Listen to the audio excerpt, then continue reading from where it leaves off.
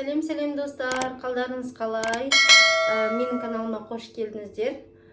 Бүгін мен восточный пирогты жасайтын боламын. Рецептерді төменге қалдырамын барлығын. Сіздер де жасап көріңіздер. Менің каналыма тіркеліп, лайк басып, комментарий қалдырып отырыңыздар. Енді қазір біз 150 грамм қантымызды бірінші салып аламыз. Және бір шай қасықпен қопсытқышымызды ұнымызға араластырамыз. Бұл жерде ұнымыз бізде 200 грамм.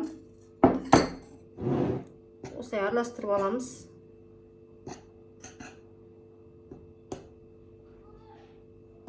Енді ұнымызды қантымыздың үстіне саламыз.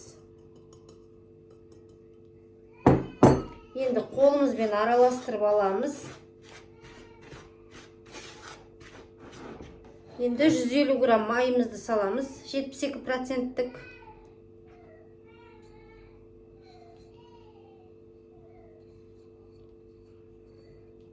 Майымыз салып алдық. Енді бұны да араластырамыз.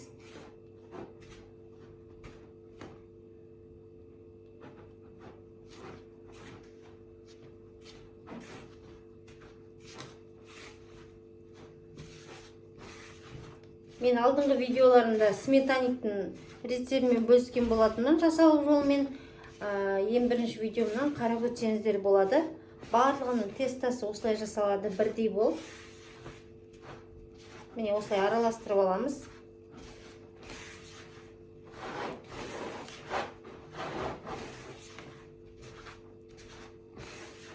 Енді бір жұмыртқамызды қосамыз.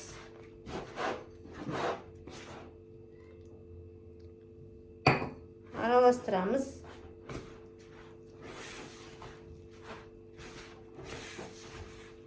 Сіздер де үйден жасап көруді ұмытпаңыздар. Бір восточныйға бір жұмыртқа ғана керек тестасына болды, қамырына. Міне осылай барлығын біріктіріп аламыз.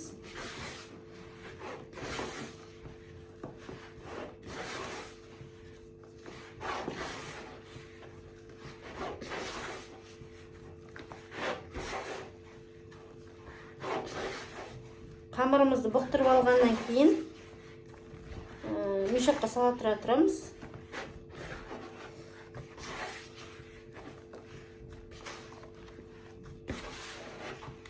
Осылай қамырымыз дайын болып қалды. Өздеріңіз көріп тұрғандай.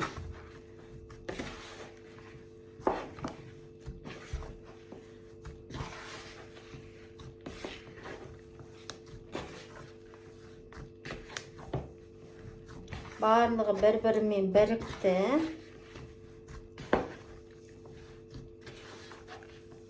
Тез, әрі жылдам жасалатын восточный пирогымыз.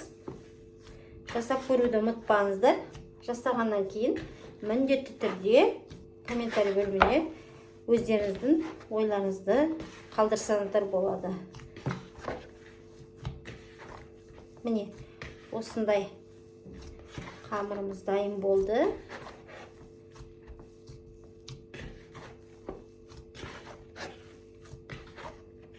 Өте қатты да емес, жұмсақ та емес. Міне, өздеріңіз көріп тұрғандай жақынырақ көрсетейін. Қамырымыз сап-сары болды.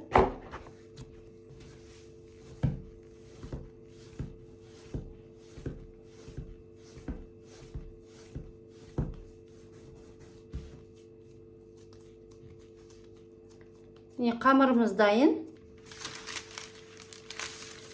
Осындай пергаментный қағазды пирогтың көлеміндей шамамен кесіп аламыз.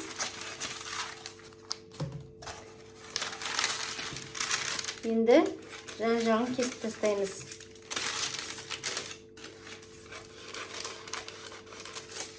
Пирогтың көлеміндей қиып алды. Енді жан-жағын кесіп тастаймыз.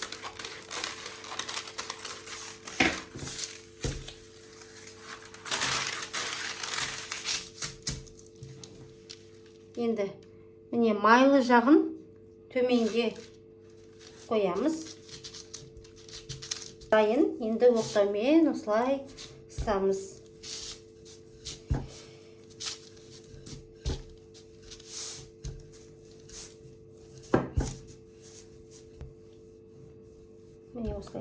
түсіріп аламыз.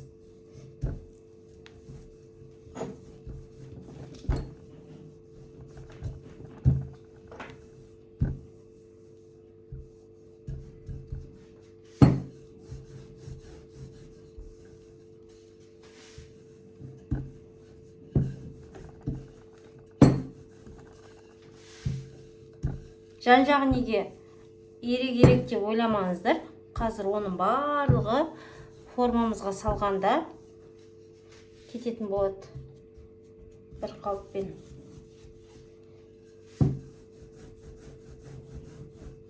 Міне осылай әдемілеп тұрып пісіп аламыз нанымызды.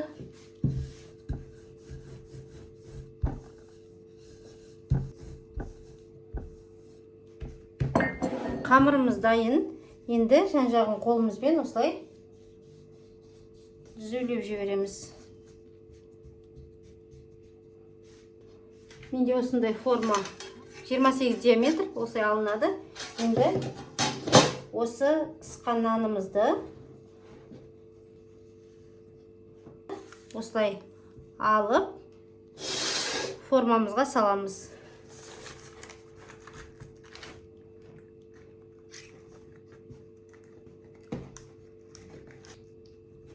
Барлық қамырды осылай айналдырып отырып төмен түсіріп шығамыз. Неғұрлым біз қамырымызды дұрыс орналастыратын болсақ, соғұрлым пирогымызда әдем болып шығады. Пешімізге салмай тұрып, дұрыстап жасап алғанымыз дұрыс. Барлығын салып шықтық, төмен түсіріп алдық. Енді осылай қолымызбен жан-жағын алып шығамыз.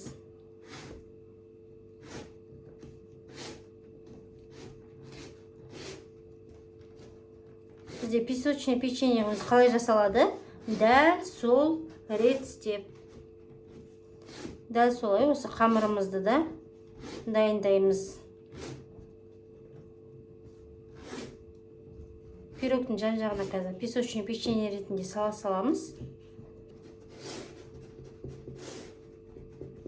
Үйге отбасыларыңызға және қонақ келгенде жасасаңыздар, өте дастарханнан сәнін келтіретін пирогтарымыздың бірі. Восточный пирогты көбісі жақсы көреді. Сондықтан үйден сіздер де жасап көрсеңіздер болады. Мен осылай барлығын салып алдым. Өздеріңіз көріп тұрғандай. Жиектерін көріп тұрсыздар, қалай түскен иректерініп әдемі болып. Осындай басында, ең басында жасағанда дұрыстап алғанымыз жөн. Басып шығамыз.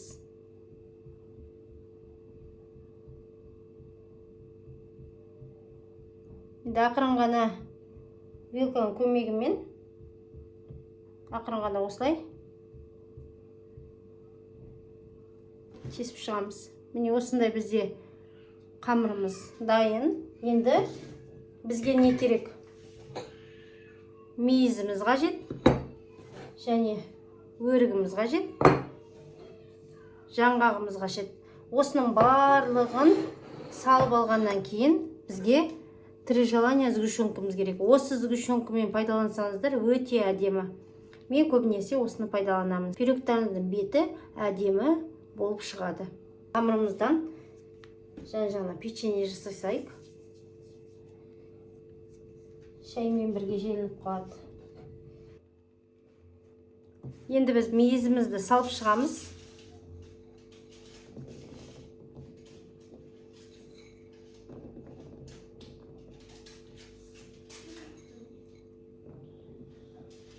Егер де мол салсаңыздар да өздеріңіз білетін, енді мен көлеміне қарай салып жатырмын.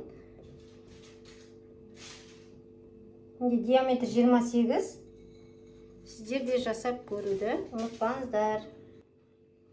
Біз мейізімізді осылай қамырымыздың бетіне барлығын салып алды. Осылай әдемілеп тұрып, енді өрігімізді турап салатын боламыз.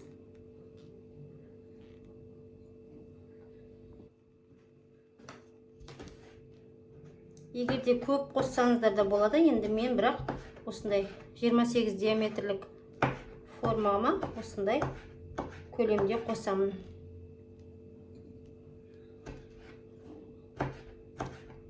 көз мөлшерімен қоса бересіздер. Восточныйға қосылатын барлық заттарын свежий болған жақсы. Пирогымыз дәмді, әдемі болып шығу үшін. Енді араларына салып шығамыз.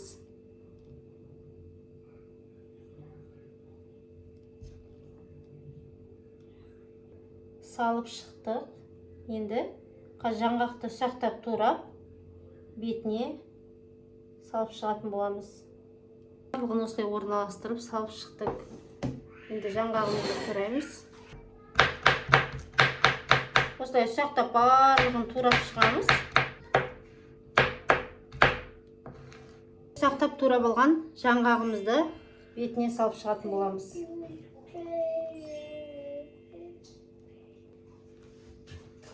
Жаңғақтың барлығын осылай салып шықтық. Енді сгущенкамызды құямыз. Осылай бетіне құйып шығамыз.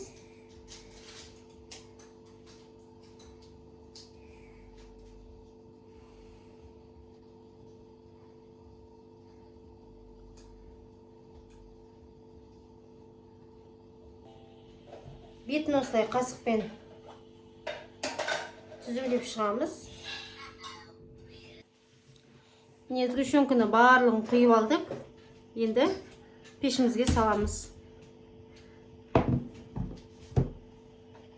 Міне бүгінгі пісірген біздің восточный пирогымыз дайын болды.